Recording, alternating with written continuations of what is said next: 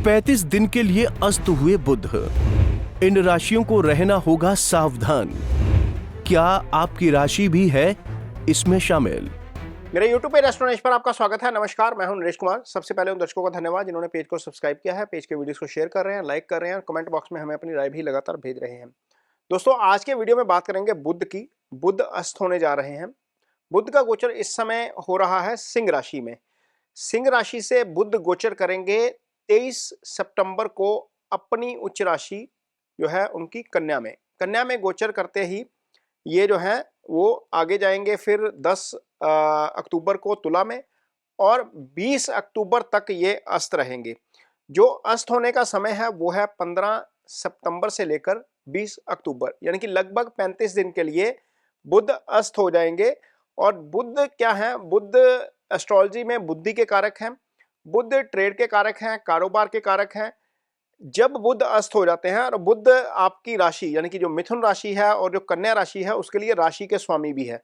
कुछ राशियां ऐसी हैं जिन पर इस समय बुध की दशा चल रही है, उनको भी दशानाथ के अस्त होने का जो है वो नुकसान हो सकता है।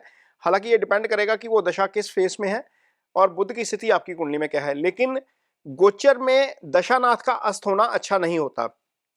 तो बुध की जो स्थिति होगी जब वो कन्या राशि में जाएंगे 23 फरवरी को, उससे 23 सितंबर को, उससे पहले ही 15 सितंबर को बुध अस्त हो जाएंगे।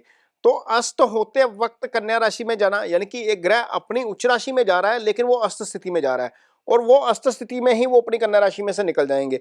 तो क्या वो उन राशियों को अच्छा फल कर पाएंगे जिन राशियों के लिए गोचर ये अच्छा होने जा रहा है?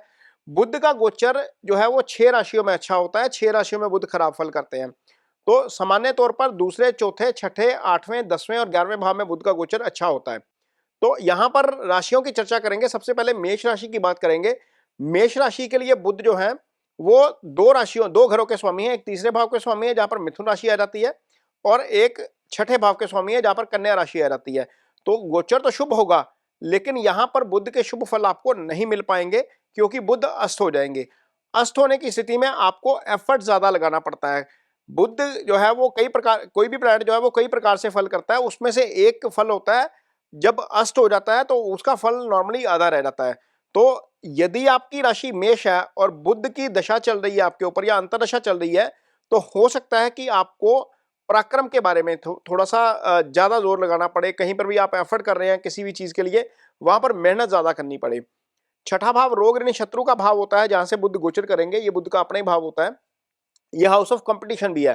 खास तौर पर वो स्टूडेंट जिन्होंने कंपटीशन एग्जाम्स के लिए जाना है उनके लिए थोड़ा सा उनको ज्यादा एक्स्ट्रा ऑर्डिनरी एफर्ट करना पड़ेगा क्योंकि यहां पर बुध अस्त होकर वह आपको फल नहीं दे पाएंगे जो बुध सामान्य स्थिति में करते हैं। तो यहां पर मेष राशि के जातकों के लिए थोड़ा सा पराक्रम में कमी आ सकती है और आपको कंपटीशन एग्जाम में थोड़ा सा जोर ज्यादा लगाना पड़ सकता है क्योंकि छठा भाव रोग ऋण शत्रु का भी भाव होता है। इसलिए कोर्ट केसेस में भी उलझन हो सकती है। यदि आपके ऑलरेडी कोर्ट केसेस चल रहे हैं वहां पर हो सकता है कि मामला लिंगर ऑन हो जाए। इसके अलावा चूंकि ये कर्ज का भी भाव है, ऐसी स्थिति में किसी को पैसा मत दीजिए। पैसा किसी को देंगे तो वो पैसा आपका फंस सकता है। ये आपको ध्यान रखना है मेष राशि के जातकों को। अगली राशि जिसको थोड़ा सा ज्यादा सावधान रहने की जरूरत है वो है मिथुन राशि। मिथुन राशि के स्वामी खुद बुध बनते हैं। मिथुन राशि के लिए बुध चौथे भाव के भी स्वामी हो जाते हैं। चौथा भाव आपका सुख स्थान होता है, आपका पीस ऑफ माइंड होता है। इस भाव के स्वामी का अस्त होना, आपके राशि का स्वामी का अस्त होना थोड़ा सा आप में भी एंथुसिज्म यानी कि जो उत्साह की कमी होती है वो ला सकता है। हालांकि आप काम करते रहेंगे और काम में कोई दिक्कत नहीं है, लेकिन इसके बावजूद चूंकि राशि का स्वामी ही अस्त होने जा रहा है तो अस्त होने का फल जो है वो आपको नेगेटिव रूप में मिल सकता है पॉजिटिव होने की बजाय। वैसे तो बुध का गोचर आपके लिए पॉजिटिव होगा। बुध दशम को देखेंगे, कार्यस्थल के ऊपर आपका प्रभाव बढ़ाने का काम करेंगे। लेकिन चूंकि बुध अस्त हो गए हैं 4th हाउस में, तो 4th हाउस से संबंधित जो सिग्निफिकेंस है, जो उनका अपना ही घर है जहां से हम प्रॉपर्टी की खरीद करते हैं, मदर की हेल्थ का विचार किया जाता है, यहाँ कोई भी किसी भी तरह की एसेट जो आती है लाइफ में वो आपको 4th हाउस से मिलती है। तो वहां पर चीजें हो सकता है कि थोड़ी सी डिस्टर्ब हो जाए, आपके लिए अच्छी ना हो। अगली राशि जिसके लिए बुध जो है वो थोड़ा सा खराब हो सकते हैं वो है सिंह राशि। सिंह राशि के लिए बुध इसलिए खराब हो जाएंगे क्योंकि बुध धन भाव में अस्त होंगे। ये सिंह राशि के जातकों के लिए बुध आय स्थान के भी स्वामी बनते हैं क्योंकि 11वें भाव में मिथुन राशि आ जाती है और दूसरे भाव में बुध की कन्या राशि आ जाती है। तो दोनों भावों के स्वामी यानी कि आय स्थान के स्वामी भी और धन स्थान के स्वामी भी दोनों ही अस्त स्थिति में, यानी कि बुध ही अस्त स्थिति में है और उसी भाव में अस्त होंगे। तो लिहाजा वहां पर धन की हानि करने का जो है वो चांस हो सकता है। यहाँ पर हो सकता है कि धन की हानि हो जाए। इसका मतलब यह है कि खर्चे आपके ओवरसाइड पे जा सकते हैं, जिससे आपका धन थोड़ा सा कम हो सकता है। ऐसी अवधि में किसी के साथ भी कंट्रोवर्सी से बचिए खास तौर पर, क्योंकि जहां पर बुध अस्त होंगे वो वाणी का भाव है। बुध बुद्धि के कारक ग्रह हैं। बुद्धि के कारक ग्रह का अस्त होना ऐसा होगा कि आप में जो होता है ना, पेशेंस होती है, पेशेंस आप में थोड़ी सी कम हो जाए, आपका रिएक्शन थोड़ा सा अवर हो जाए। इस चीज से सिंह राशि के जातकों को बचना पड़ेगा। बाकी ड्राइविंग थोड़ी सी स्लो करिए, ये आपके लिए बहुत जरूरी है सिंह राशि के जातकों के लिए। बहुत सारे जातक जो है वो सिंह राशि के, जिनकी उम्र 30 से 40 के बीच है, वो मंगल की महादशा से ही गुजर रहे हैं। लिहाजा वहां पर उनको थोड़ा सा वैसे भी गाड़ी चलाते वक्त सावधानी की जरूरत है। ये सिंह राशि वालों के लिए खास तौर पर है। अगली राशि जिसको इसका नुकसान हो सकता है वो है तुला राशि। तुला राशि के जातकों के लिए बुध 12वें भाव में गोचर करेंगे। 12वें भाव में बुध का अस्त हो जाना खर्चों में वृद्धि करने का काम करेगा। यहां पर आपको अपने खर्चे जो है वो कंट्रोल करके चलने चाहिए और अपना बजट जो है वो प्रॉपर मैनेज करिए, क्योंकि अगले 35 दिन खर्चों वाली स्थिति ज्यादा आपकी बढ़ सकती है। 12वां भाव हॉस्पिटलाइजेशन का भी भाव होता है। हो सकता है कहीं ना कहीं कोई ऐसा इशू क्रिएट हो जाए जिससे आपका हॉस्पिटल में चक्कर लग जाए, या मीन आपके कोई जानकार हॉस्पिटल में जा सकते हैं या आप खुद ही जा सकते हैं। तो लिहाजा खान पीन का जरूर ध्यान रखिए, क्योंकि बुध जब 12वें में बैठेंगे तो छठे को भी एक्टिव करेंगे।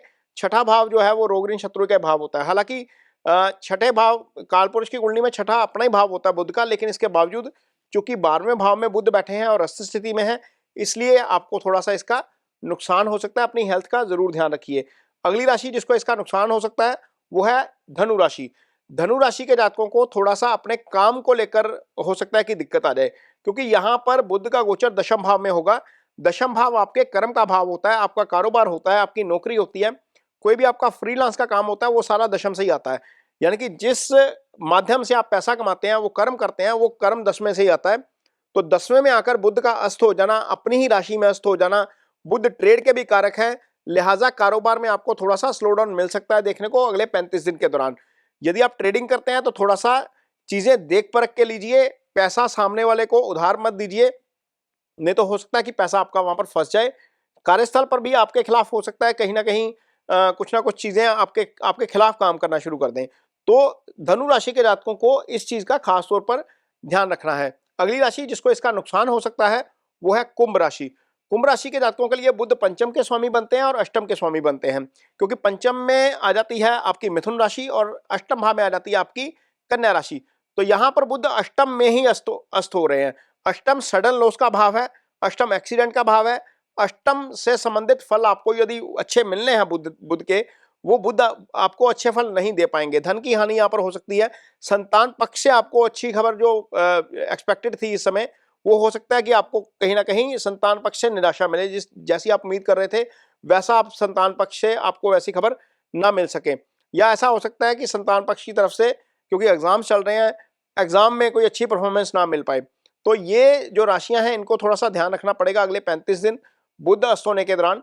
यदि आपकी कुंडली में बुध की स्थिति खराब है तो आपको बुध के उपाय के तौर पर ये सबसे अच्छा उपाय है बुध का एक पेड़ लगाना, क्योंकि बुध ग्रीन प्लैनेट है, ग्रीनरी के कारक है।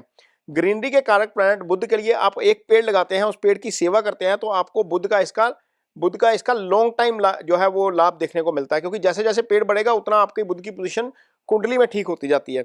इसके अलावा बुध की रेमेडी के तौर पर आप बुधवार के दिन कुछ ना कुछ डोनेशन कर सकते हैं, किसी बच्चे की स्टडी में हेल्प कर सकते हैं, क्योंकि बुध एकेडमिक एजुकेशन के भी कारक हैं।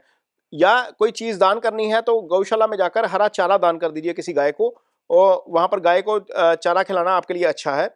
या मूंग साबुत जो दाल होती है हरे रंग की, वो डोनेट कर सकते हैं। ऐसी जगह पर डोनेट करिए जहां पर लंगर बनता हो रूटीन में, किसी के काम आ जाए।